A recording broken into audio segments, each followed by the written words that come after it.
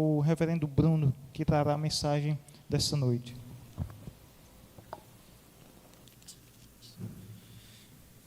Que a graça e a paz de Cristo seja com toda a igreja.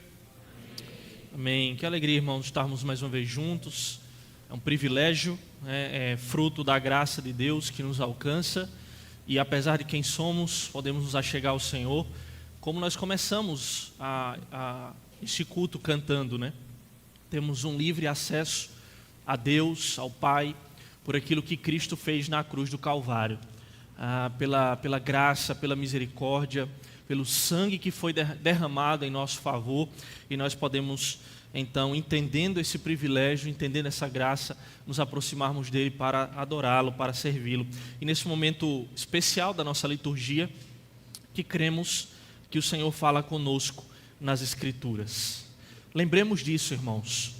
Apesar de ter uma figura, né, uma imagem humana, quando os irmãos olham para o púlpito, né, para ouvir, para aprender mais do Senhor, mas lembremos, a Escritura é a revelação de Deus, e o Espírito, que é Deus, que é a terceira pessoa da Trindade, que habita em nós, ilumina o nosso coração, para que possamos entender as Escrituras. Então, é Deus falando nas Escrituras, é o Espírito Santo falando nas Escrituras, e nós vamos ouvir o Senhor. Eu convido a igreja a abrir a palavra do Senhor na primeira carta de Paulo aos Coríntios, no capítulo 15.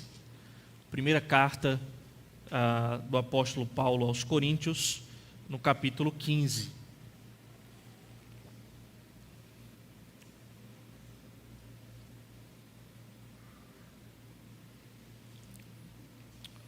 E antes de lermos, enquanto os irmãos abrem, primeiro aos Coríntios 15, nós vamos ler do verso 1 ao verso 23. Hoje nós, dentro da tradição cristã, de uma longa tradição cristã, iniciamos aquilo que é chamada de Semana Santa, que antecede a celebração da Páscoa do Senhor. Começa neste domingo, né, que é dentro da tradição cristã chamada de Domingo de Ramos, né, a entrada triunfal de Jesus em Jerusalém, e vai até o domingo da ressurreição, o domingo de Páscoa. Como nós comunicamos aos irmãos, nesse domingo, hoje e no próximo domingo, nós teremos uma pequena série de exposições sobre a Páscoa, né? Então, hoje nós teríamos, né, a primeira parte com o reverendo Alexandre, falando da Páscoa no Antigo Testamento, mas os irmãos viram aí o aviso, né, o comunicado nos grupos que o pastor Alexandre não está muito bem de saúde, né? Então nós adaptamos aí, invertemos um pouco, e aí eu vou começar essa série falando da ressurreição de Cristo, da Páscoa no Novo Testamento, e no próximo domingo o reverendo Alexandre, com a graça de Deus, estará complementando essa série, essa pequena série de 2 sermões sobre esse tema tão importante da nossa fé e da tradição cristã. 1 Coríntios capítulo 15, nós vamos ler a partir do verso 1. A palavra do Senhor diz assim: Irmãos, venho lembrar-vos o evangelho que vos anunciei, o qual recebeste e no qual ainda perseverais. Por ele também sois salvos, se retiverdes a palavra tal como vou-la preguei, a menos que tenhais crido em vão. Antes de tudo vos entreguei o que também recebi, que Cristo morreu pelos nossos pecados, segundo as Escrituras, e que foi sepultado e ressuscitou ao terceiro dia, segundo as Escrituras. E apareceu a Cefas, e depois aos 12. Depois foi visto por mais de 500 irmãos de uma só vez, dos quais a maioria sobrevive até agora, porém alguns já dormem. Depois foi visto por Tiago, mais tarde por todos os apóstolos. E afinal, depois de todos, foi visto também por mim, como por um nascido fora de tempo, porque eu sou o menor dos apóstolos, que mesmo não sou digno de ser chamado apóstolo, pois persegui a igreja de Deus. Mas pela graça de Deus sou o que sou, e a sua graça que me foi concedida não se tornou vã. Antes, trabalhei muito mais do que todos eles, todavia não eu, mas a graça de Deus comigo. Portanto, seja eu ou sejam eles, assim pregamos e assim crestes. Ora, se a corrente pregasse que Cristo ressuscitou dentre os mortos, Como pois afirmam alguns dentre vós que não há ressurreição de mortos? E se não há ressurreição de mortos, então Cristo não ressuscitou. E se Cristo não ressuscitou, é vã a nossa pregação e vã a nossa fé, a vossa fé. E somos tidos por falsas testemunhas de Deus, porque temos asseverado contra Deus que Ele ressuscitou a Cristo, ao qual Ele não ressuscitou, se é certo que os mortos não ressuscitam. Porque se os mortos não ressuscitam, também Cristo não ressuscitou. E se Cristo não ressuscitou, é vã a vossa fé, e ainda permaneceis nos vossos pecados. E ainda mais, os que dormiram em Cristo pereceram. Se a nossa esperança em Cristo se limita apenas a esta vida, somos os mais infelizes de todos os homens. Mas de fato, Cristo ressuscitou dentre os mortos, sendo Ele as primícias dos que dormem. Visto que a morte veio por um homem, também por um homem veio a ressurreição dos mortos. Porque assim como em Adão todos morrem, assim também todos serão vivificados em Cristo. Cada um, porém, por sua própria ordem. Cristo, as primícias, depois os que são de Cristo, na sua vinda. Amém. Só até aqui.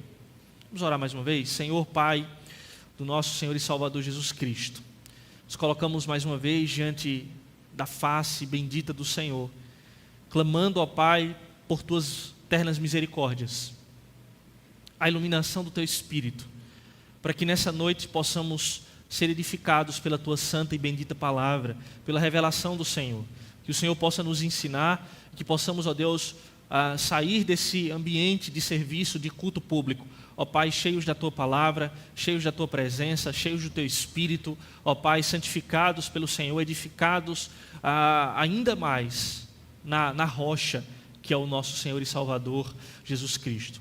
Por isso, ó Deus, nos colocamos diante do Senhor e pedimos aquilo que o Senhor nos promete na Tua palavra, que é nos corrigir, nos preparar, ó Deus, por meio da Tua palavra, que é inspirada pelo Senhor para toda boa obra. Em Cristo, para a glória do Seu nome, é que nós oramos. Amém, amém. Irmãos, quando nós falamos de Páscoa, nós podemos pensar na Páscoa pelo menos de 3 maneiras. Uma dessas 3 vai vir na nossa mente quando a gente fala de Páscoa. A primeira é a Páscoa da cultura, é a Páscoa do coelho, é a Páscoa dos ovos de chocolate. Nessa semana, nas escolas, no comércio, são as figuras que nós vamos ver. Já há algumas semanas, né, ou até já há mais de um mês, nós temos nos mercados os deliciosos ovos de Páscoa. Reconheçamos isso. Os deliciosos ovos de Páscoa. E as figuras que nós temos da cultura sobre o que é a Páscoa. O chocolate, o coelhinho da Páscoa, que as crianças perguntam, o que trazes para mim? Né? 1 ovo, 2 ovos, 3 ovos, assim, né? Então, a primeira cena que talvez venha na maioria do senso comum é a Páscoa da cultura. Mas tem uma segunda maneira de nós entendermos a Páscoa, e aí nós já entramos naquilo que a palavra do Senhor nos ensina sobre Páscoa, que é pensarmos em Páscoa em termos da sua origem. Onde originou a Páscoa? Onde se originou a Páscoa? E nós sabemos, pelo relato do Antigo Testamento, que ali está a origem da Páscoa. A Páscoa era uma das principais festas judaicas no Antigo Testamento e rememorava ao povo a libertação do cativeiro egípcio. Lá, precisamente no capítulo 12 de Êxodo, nós temos o anúncio da 10ª praga, né? O povo estava cativo lá no Egito e Deus levantou Moisés como libertador e por meio de Moisés e Arão derramou 10 pragas sobre a terra do Egito. E no anúncio da 10ª praga, depois de Faraó não ter libertado o povo do Egito, então Deus, por meio de Moisés, anuncia a 10ª praga. O que ele faria? Enviaria um espírito de morte que passaria por todo o Egito e levaria todos os primogênitos da terra. Todos os primogênitos da terra morreriam naquela 10ª praga. E então Deus, por meio de Moisés, orienta o povo a matar um cordeiro, e veja como isso é importante, né? O cordeiro, um cordeiro, segundo o texto lá em Êxodo 12 diz, um cordeiro sem defeito, que não teriam seus ossos quebrados, mas que seria imolado e o seu sangue seria passado na porta da casa dos judeus. E aí o texto diz que quando o espírito de morte passasse sobre a terra do Egito, ele levaria todos os primogênitos, mas pouparia. O texto diz, esta é a Páscoa do Senhor, eu passarei por vós, mas eu não levarei os primogênitos de Israel. Eles seriam poupados, eles seriam salvos. E ali ficou a instituição da Páscoa, que se tornou, como dissemos aqui, uma das principais festas dos judeus. A Páscoa, a libertação, unida ali com a festa dos pães asmos, que lembraria o modo como eles sofreram a amargura, né, por meio daquelas ervas amargas no cativeiro egípcio, o pão sem fermento, sandálias nos pés, para lembrar como eles saíram da terra do Egito, correndo às pressas, porque Faraó disse, olha, vão, adorem, vão para o deserto, e depois os cavaleiros, todos os soldados, né, do Faraó foram atrás do povo de Israel.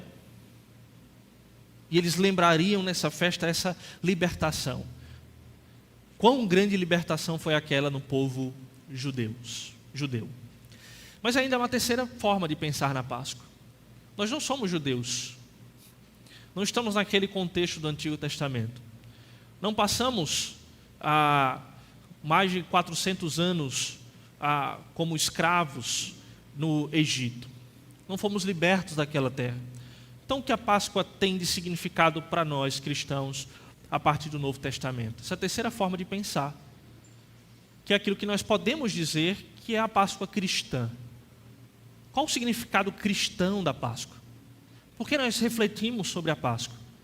Se ela é uma festa judaica, nós não celebramos mais as festas do povo judeu, por que nós ainda pensamos a respeito da Páscoa? E esse sentido, irmãos, ele é importante porque aqui nós temos o significado desta festividade, o cumprimento dele em Cristo e a importância para nós, a igreja deste tempo. A igreja a partir dos apóstolos, a igreja do Novo Testamento. Nos ensina a importância de entendermos o significado da Páscoa para nós cristãos, que aponta para a vida, para a morte e para a ressurreição de Jesus, à luz das Escrituras. E pensarmos sobre a poderosa mensagem da Páscoa, que é: Cristo ressuscitou, Ele vive.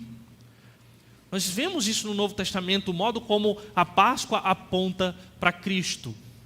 Primeiro, quando nós vimos o relato de João Batista, que olha para Jesus, quando Jesus chega para João Batista para ser batizado, João Batista diz: eis o Cordeiro de Deus, que tira o pecado do mundo.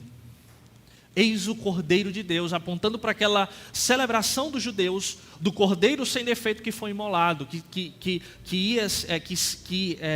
era imolado em cada festa da Páscoa, em cada ano, para perdão e remissão dos pecados. Eis o Cordeiro de Deus que tira o pecado do mundo. Jesus, quando celebrou a ceia, o que nós vamos fazer daqui a pouco, com os seus discípulos, ele fez isso na Páscoa. Ele se dirigiu aos discípulos dizendo: olha, preparem a Páscoa. Alguns evangelistas, dos evangelhos vão dizer que eles se aproximaram de Jesus e perguntaram: onde nós celebraremos a Páscoa? Onde nós faremos a refeição pascual? E aí Jesus orienta, eles preparam a Páscoa, Jesus senta ali naquela refeição, é naquela refeição que Jesus indica o traidor: um de vocês vai me trair. Ele lembra aos discípulos que ele estava prestes a ser crucificado, morto, e então celebra a ceia, como nós vamos fazer daqui a pouco, dizendo: esse cálice é a nova aliança, vocês vão fazer isso em memória de mim, esse pão é o meu corpo que é dado por vós. E ainda no Novo Testamento nós encontramos Paulo na carta aos Coríntios, nessa mesma carta, chamando Cristo de o Cordeiro Pascal. Então não resta dúvidas a partir do Novo Testamento que aquela festividade judaica aponta para a obra, para a vida, para a morte, para a ressurreição de Cristo. Mas mais precisamente, irmãos, eu quero pensar com os irmãos na importância e nas verdades fundamentais sobre a ressurreição de Cristo. Sobre como a Páscoa nos ensina sobre o significado tão precioso do que é a ressurreição de Cristo. Porque nós falamos muito sobre a morte de Cristo. Nós falamos sobre o Cristo que morreu por nós para nos redimir. Nós precisamos lembrar que Ele ressuscitou, que Ele venceu a morte. E o que a ressurreição significa para nós? Que é um ponto importante aí da celebração da Páscoa. A ressurreição, irmãos, a Páscoa, ela nos lembra que a morte e a ressurreição de Cristo estão no centro da nossa confissão de fé e da pregação evangélica. A morte, e não só a morte, mas a ressurreição também está no centro da nossa confissão de fé enquanto cristãos e da nossa pregação, da pregação do Evangelho. Nós encontramos isso aí na primeira parte do texto, do verso 1 até o verso de número 11. Paulo, quando ele começa a escrever o capítulo 15 da sua primeira carta aos Coríntios, ele está lembrando os seus leitores de algo. E ele diz: irmãos, eu venho lembrar-vos o evangelho que eu vos anunciei. Então Paulo fala de um evangelho que foi entregue àqueles irmãos.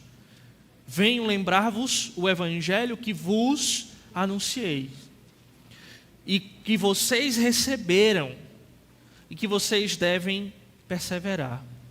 Então Paulo fala de um evangelho que foi entregue aos coríntios, de um evangelho que foi recebido, o evangelho, uma mensagem, uma boa nova, que foi recebida por aqueles irmãos e que precisava que eles perseverassem. E Paulo está dizendo: olha, vocês estão perseverando nesse evangelho, e no qual ainda perseverais. A mensagem do evangelho que foi anunciada, que foi pregada, que eles receberam, então por receberem o evangelho se tornaram filhos de Deus, se tornaram cristãos, se tornaram membros da igreja, e então precisavam perseverar no evangelho. Esse evangelho que tem poder para salvar, como Paulo escreve na carta aos Romanos, e aqui ele repete no verso 2: por ele também sois salvos. O evangelho, então, é essa mensagem poderosa que nós anunciamos, que os apóstolos pregaram, que muitos receberam, que nós recebemos, que estamos perseverando nele, porque ele é poderoso para salvar. É o evangelho que nos redimiu, que nos salvou. Mas no que consiste essa mensagem? Ele diz: nós pregamos esse evangelho, e eu quero lembrar esse evangelho a vocês. Vocês receberam, vocês estão perseverando, vocês foram salvos por ele. Esse evangelho que veio por meio da pregação do evangelho, como ele diz no verso 2: se retiverdes a palavra tal como vou-la preguei, a menos que tenhais crido em vão. E aí no verso 3, irmãos, ele usa uma expressão que nós estamos acostumados a ler no capítulo 11, quando nós celebramos a ceia. Olha o que ele diz no verso 3: antes de tudo, vos entreguei o que também recebi. Lembra que isso está lá no capítulo 11 também, quando ele fala da ceia? Então o que Paulo está dizendo aqui, irmãos, é que o evangelho que ele anunciava não era a sua mensagem, era a mensagem de Cristo. Era o evangelho de Cristo. Eu anunciei, mas não a partir de mim, não a partir da minha sabedoria, mas eu anunciei aquilo que Cristo me entregou, aquilo que Cristo me confiou. E no que consiste esse evangelho? E aí no verso 3 e 4 nós temos o seguinte: que Cristo morreu pelos nossos pecados, segundo as Escrituras, e que foi sepultado e ressuscitou ao terceiro dia, segundo as Escrituras. Alguns teólogos comentaristas vão dizer que nessa passagem, irmãos, nós temos um tipo de proto-credo. Os irmãos conhecem os credos da história, né, da igreja: credo apostólico, credo niceno, credo de Constantinopla. Os credos antigos da igreja, que eram declarações de fé. O conteúdo desses evangelhos, desses credos, era aquilo que eles acreditavam a partir das Escrituras. E os credos eram fundamentados na palavra, fundamentados no evangelho. Olha, eu creio nisso, eu creio nisso, eu creio nisso. E Paulo, ele escreve aqui um tipo de proto-credo. um pequeno credo. Aquilo que viria a ser a base do formato dos credos antigamente, na história da igreja, entre os pais da igreja. Que Cristo morreu pelos nossos pecados, segundo as Escrituras, que foi sepultado e ressuscitou ao terceiro dia, segundo as Escrituras. Então, perceba, irmãos, o que nós estamos dizendo aqui. Que não só a morte, mas a ressurreição também está no centro da nossa confissão de fé enquanto cristãos. É a nossa crença, é a nossa declaração de fé, faz parte do nosso credo, faz parte da nossa declaração de fé e faz parte daquilo que nós pregamos. Nós não pregamos um Cristo morto. Nós pregamos um Cristo que sim, morreu, mas não ficou na morte, não permaneceu morto. Ele venceu a morte, ele ressuscitou. Nós cremos nisso. A ressurreição de Cristo também é cumprimento das Escrituras proféticas. Paulo diz, ele morreu pelos nossos pecados segundo as Escrituras, ou seja, segundo aquilo que já estava predito pelos apóstolos. Os apóstolos disseram que Cristo morreria. Isaías 53 e outros trechos proféticos falam do servo sofredor, aquele que seria pregado no madeiro, que seria morto para nos redimir. A própria Páscoa, profeticamente, lá do Antigo Testamento, o cordeiro imolado apontava para a morte de Cristo. Os sacrifícios que eram feitos continuamente do templo apontavam para aquele cordeiro, o Messias, que seria imolado, que derramaria o seu sangue, que seria partido para perdão dos nossos pecados. Mas não só a morte, a ressurreição também. Paulo diz, ele foi sepultado e ele ressuscitou ao terceiro dia, segundo as Escrituras. Nós temos, por exemplo, Salmo 16, Oséias capítulo 6, textos proféticos que falam sobre a ressurreição de Cristo. Então a ressurreição está no centro da nossa confissão também como evangélicos, da nossa pregação. Os apóstolos testemunharam isso. E é por isso que Paulo dizia, olha, eu entreguei aquilo que eu recebi do Senhor e eu testemunhei isso. Os apóstolos testemunharam e tantos outros discípulos testemunharam que Cristo morreu segundo as Escrituras, que ele foi sepultado segundo as Escrituras, mas que ele ressuscitou ao terceiro dia segundo as Escrituras. E aí do verso 6 até o verso 11, ele começa a dizer, fundamentar, que eles eram testemunhas daquilo, que eles não estavam inventando aquilo. O verso 5 diz que ele, ressurreto, apareceu a Cefas, né, a Pedro, e também apareceu aos 12. Depois, Paulo diz que ele foi visto por mais de 500 irmãos de uma só vez. Alguns que ainda estavam vivos e alguns que já haviam morrido. Depois ele diz, que no verso 7, que ele foi visto por Tiago. E mais tarde por todos os apóstolos, né, abrangendo apóstolos e discípulos. E afinal, ele diz a partir do verso 8, também foi visto por mim. Nós lembramos da passagem lá de Atos capítulo 9. Em Atos capítulo 9, Jesus apareceu também a Paulo.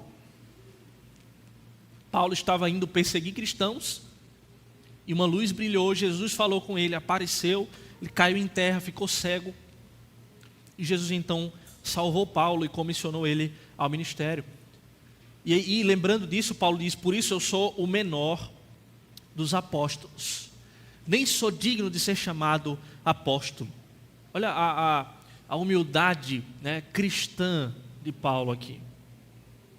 O menor dos apóstolos, não sou digno de ser chamado apóstolo, porque ele lembrava, eu persegui a igreja de Deus. Mas ele lembra que pela graça que foi concedida a ele trabalhou muito para o Senhor. Ele pregou o evangelho.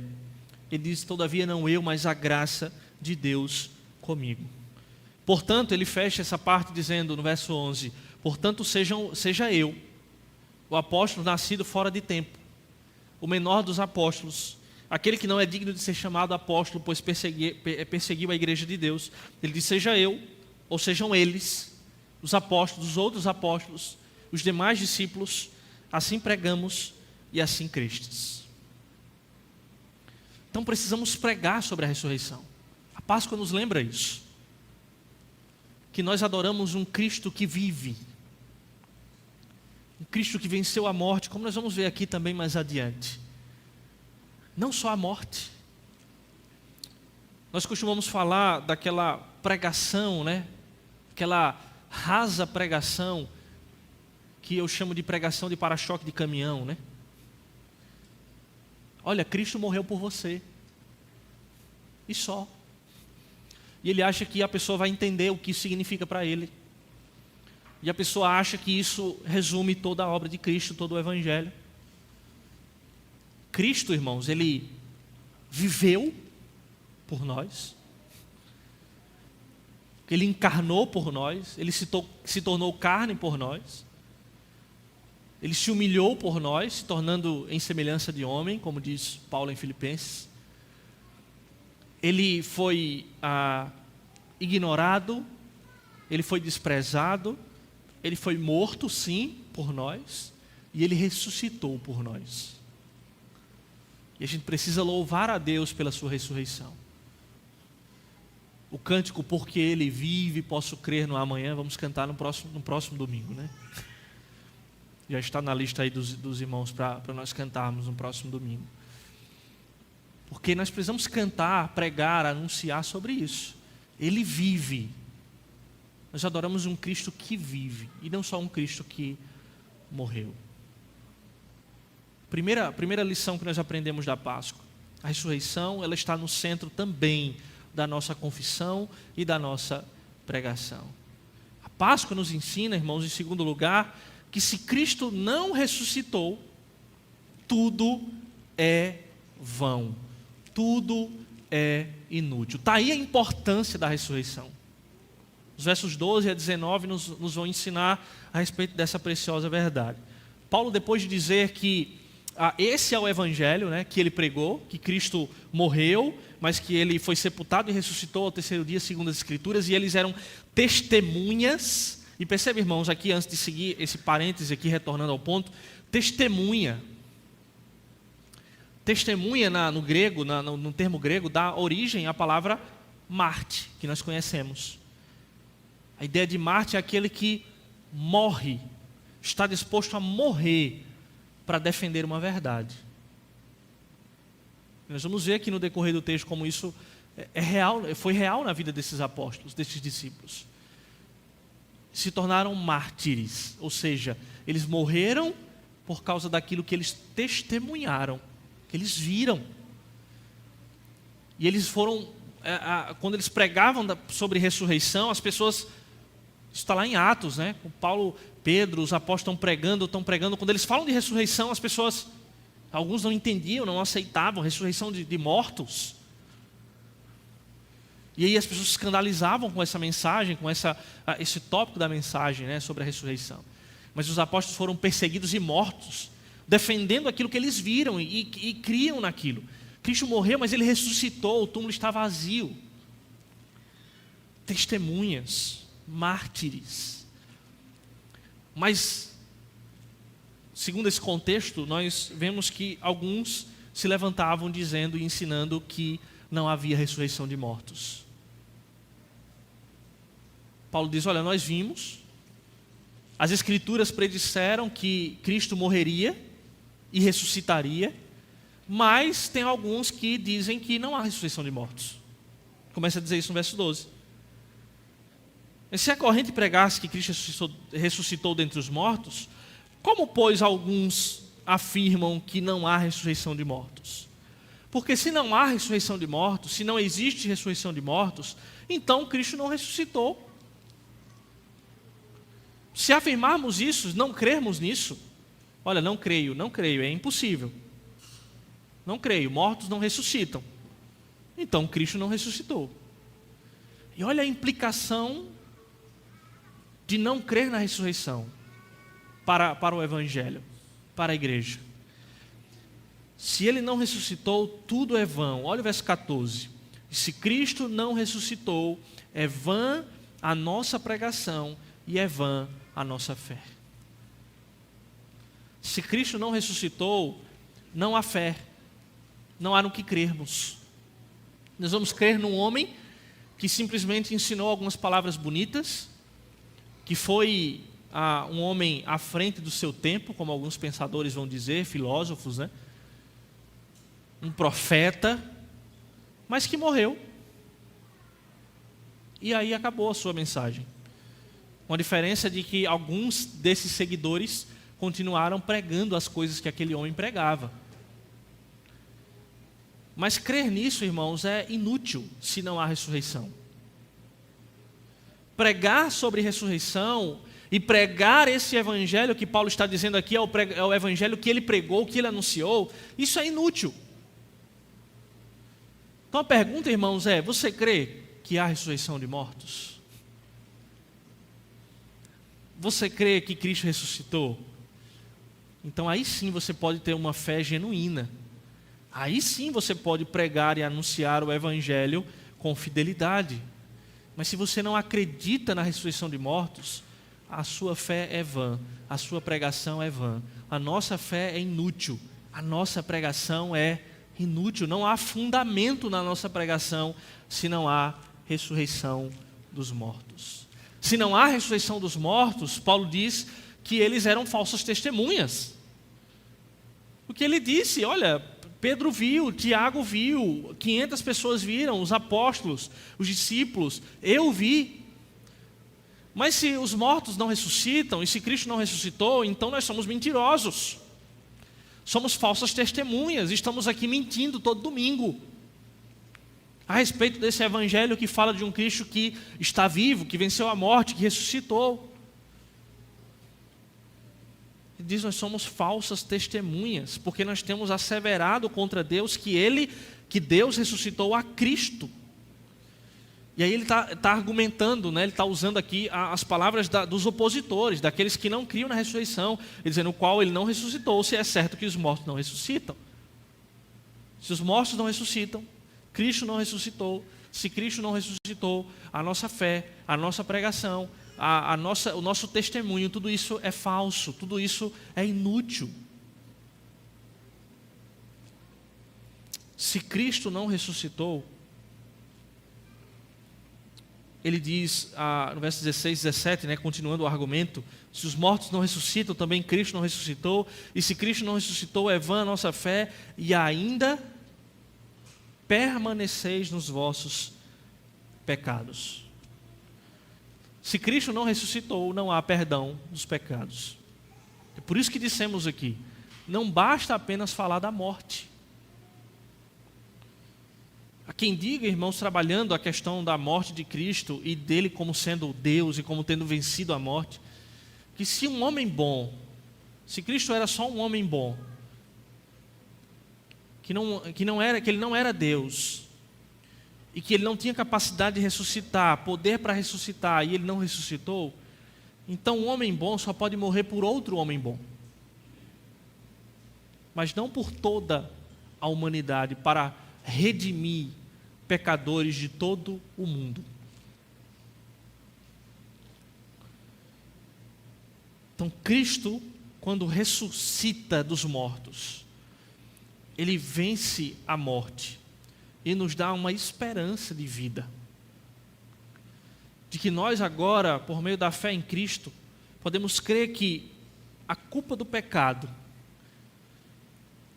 que a dívida do pecado foi paga na morte de Cristo, mas que na sua vida nós podemos ter vida também com Ele. Que nós podemos ter esperança. Então não há perdão de pecados. É impossível que sejamos perdoados dos nossos pecados se Cristo não ressuscitou. Se não há ressurreição, nós não temos remissão de pecados. Então nós ainda permanecemos no pecado. Então se chegasse aqui à conclusão na nossa mente agora, Cristo não ressuscitou porque não há ressurreição dos mortos. Podemos retornar para nossas casas, que nós estamos condenados à condenação eterna, à destruição eterna, à morte eterna. Não há esperança para nós.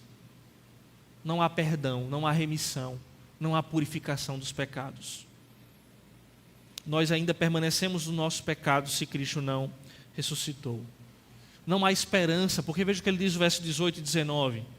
Os que dormiram em Cristo pereceram. O que ele quer dizer com isso? Aqueles que morreram na esperança da ressurreição de Cristo, simplesmente a vida deles acabou. Os que dormiram em Cristo pereceram. Porque não há ressurreição, então não há esperança de vida. Veja, o que nós estamos dizendo aqui, irmãos, é que na ressurreição de Cristo, nós temos uma esperança de que nós também seremos ressuscitados. Esse é o ponto que nós vamos concluir aqui daqui a pouco. Então, se não há ressurreição, não há esperança disso. Os que morreram tendo essa esperança, os que morreram tendo essa fé, pereceram, a vida deles acabou, chegou ao fim, não há mais nada depois disso. Não há esperança se Cristo não ressuscitou.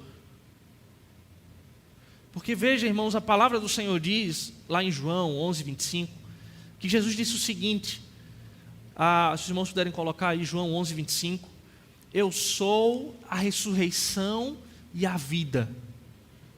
Vamos ler isso juntos. Eu sou a ressurreição e a vida. Quem crê em mim, ainda que morra, viverá. Aí não apareceu aqui, né? Apareceu só lá. Eu sou a ressurreição e a vida. Quem crê em mim, ainda que morra, viverá. Como isso é possível? Por meio da ressurreição de Cristo, a morte não é o fim. Eu sou a ressurreição e a vida. Quem acredita em mim, quem crê em mim, quem tem fé em mim, ainda que morra, viverá. A morte não deve ser temida por aqueles que creem em Cristo. A morte não deve ser temida por aqueles que acreditam na ressurreição. A morte não deve ser um problema para aqueles que têm a Cristo como seu Salvador. Nós afirmamos, irmãos, constantemente que cristãos encaram a morte de maneira diferente dos ímpios. O ímpio sim deve temer a morte. Mas nós, fiéis, cristãos, acreditamos em Cristo, acreditamos na sua ressurreição, não devemos e não podemos temer a morte. Porque ainda que morramos, e se Cristo não voltar nessa geração, todos nós morreremos, passaremos pela morte. Mas ainda assim temos a esperança de vida, temos esperança de ressurreição, que é o último ponto para nós caminharmos para o final aqui. A Páscoa nos ensina, irmãos, a ressurreição nos ensina, a Páscoa da ressurreição, que a ressurreição é nova vida para todos os crentes. É nova vida hoje e nova vida eternamente. Ou seja, essa frase aqui, olha, no verso 19, se a nossa esperança em Cristo se limita apenas a esta vida, somos os mais infelizes de todos os homens. Olha como isso é forte. Se a nossa esperança em Cristo se limita apenas a esta vida, somos os mais infelizes de todos os homens. Então a Páscoa, ela é uma mensagem de alegria. De alegria. Porque ela diz para nós, olha, embora você morra, você vai viver eternamente. Você vai ser ressuscitado no último dia e vai ser levado por Cristo ao gozo eterno. Então, o argumento de Paulo é, se Cristo não ressuscitou, não há esperança nenhuma, não há ressurreição, os que dormiram morreram, e a nossa esperança só pode ser limitada apenas a esta vida. Então, isso é triste, irmãos. Nós somos os homens mais infelizes de todos. Se não há ressurreição, e se não pode ver a esperança da ressurreição para nós também. Mas há ressurreição, mas há esperança. É o que ele começa a dizer no verso 20. Olha, esse argumento aí é furada. Esses que dizem que não há ressurreição dos mortos e que dizem que Cristo não ressuscitou, eles estão enganados. Porque ele diz, olha, de fato, essa é a verdade. Cristo ressuscitou dentre os mortos, sendo ele as primícias dos que dormem. Visto que a morte veio por um homem, que é Adão, né? Ele diz isso no verso 22, deixa claro. Por um só homem veio a ressurreição dos mortos. Então há esperança de ressurreição para nós. Nós morremos em Adão, nós pecamos em Adão, né? Morremos em Adão, está aí no verso 22 também. Assim como em Adão todos morrem, assim também todos serão vivificados em Cristo. Então há duas ressurreições no Novo Testamento. Duas. Todos os crentes passam pelas duas. Embora todas as pessoas passam pela segunda. Mas pela primeira, só os crentes passam. O Apocalipse vai falar de duas ressurreições. Qual é a primeira ressurreição? É aquela que nós passamos por ela ao crer em Cristo. Estávamos mortos e agora temos vida. Estávamos mortos em nossos delitos e pecados, cremos em Cristo e agora nós ressuscitamos. Nós saímos daquele estado de morte. Então essa ressurreição ela é espiritual. Nós somos vivificados em Cristo. Por isso que nós dissemos que a ressurreição de Cristo, ela é nova vida para todos os crentes a partir de hoje. Olha a referência de Romanos 6, por exemplo. Não sei se os irmãos conseguem colocar aqui Romanos 6, 4 e 5. Romanos 6, 4 e 5. Fomos, pois, sepultados com ele na morte pelo batismo, para que, como Cristo foi ressuscitado dentre os mortos, pela glória do Pai, assim também nós andemos em novidade de vida. Essa é a primeira ressurreição. Assim como Cristo foi ressuscitado dentre os mortos, nós também andemos em novidade de vida. Porque nós cremos nele. Nós fomos sepultados com ele no batismo, na morte dele, mas também fomos ressuscitados. A ressurreição de Cristo simboliza a nova vida para nós. O texto, quando ele diz, irmãos, que Cristo é a primícia, é porque Cristo inaugurou o reino. Ele foi o primeiro a ressuscitar, e todos nós também ressuscitaremos para entrar no gozo eterno do reino de Cristo. Então ele é o primeiro, ele é a primícia, ele inaugurou o reino, e ele já inaugurou. E por meio da fé e da salvação que nós temos pelo Evangelho, nós já desfrutamos dessa nova vida. Nós já começamos a desfrutar desse reino, mas ainda não completamente. E aí depois nós vamos passar pela morte, e aí a segunda ressurreição. Todos os homens serão ressuscitados nessa segunda ressurreição, que não é mais espiritual, mas é física. Os crentes ressuscitarão para estar com Cristo eternamente. Os ímpios ressuscitarão para passarem pelo juízo final, pelo julgamento final e serem condenados e punidos eternamente.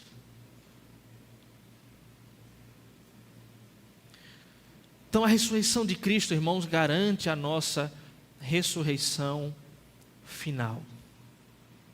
A ressurreição de Cristo garante a nossa ressurreição final. Olhe para o verso 50 aí do capítulo 15. Que eu vou ler esse trecho aqui para nós caminharmos para o final. No verso 50 do mesmo capítulo 15, Paulo diz assim: isto afirmo, irmãos, que a carne e o sangue não podem herdar o reino de Deus, nem a corrupção herdar a incorrupção. Eis que vos digo um mistério: nem todos dormiremos, mas transformados seremos todos. No momento, num abrir e fechar de olhos, ao ressoar da última trombeta, a trombeta soará, os mortos ressuscitarão incorruptíveis e nós seremos transformados. Porque é necessário que este corpo corruptível se revista da incorruptibilidade e que o corpo mortal se revista da imortalidade. E quando este corpo corruptível se revestir da incorruptibilidade e o que é mortal se revestir da imortalidade, então se cumprirá a palavra que está escrita: tragada foi a morte pela vitória. Onde está, ó morte, a tua vitória? Onde está, ó morte, o teu aguilhão? Então por isso que nós dissemos: a morte não tem domínio mais sobre nós. Não devemos e nem podemos mais temer a morte. Porque nós seremos transformados, seremos revestidos da imortalidade, da incorruptibilidade, não seremos mais corruptos, pecadores, mas seremos transformados e habitaremos com o Senhor eternamente. Isso, irmãos, está fundamentada na mensagem da ressurreição. Enquanto nós afirmamos e podemos louvar a Deus, irmãos, pela ressurreição de Cristo, porque entendemos isso, porque recebemos Cristo pela fé, e temos essa esperança de uma ressurreição final, para nós também, uma transformação final, enquanto nós, o povo de Deus, podemos louvar a Deus por isso, para os ímpios, só resta dizer aquilo que está na parte 2 do verso 32. Se os mortos não ressuscitam, comamos e bebamos, que amanhã morreremos. Porque para os ímpios, eles não creem na ressurreição.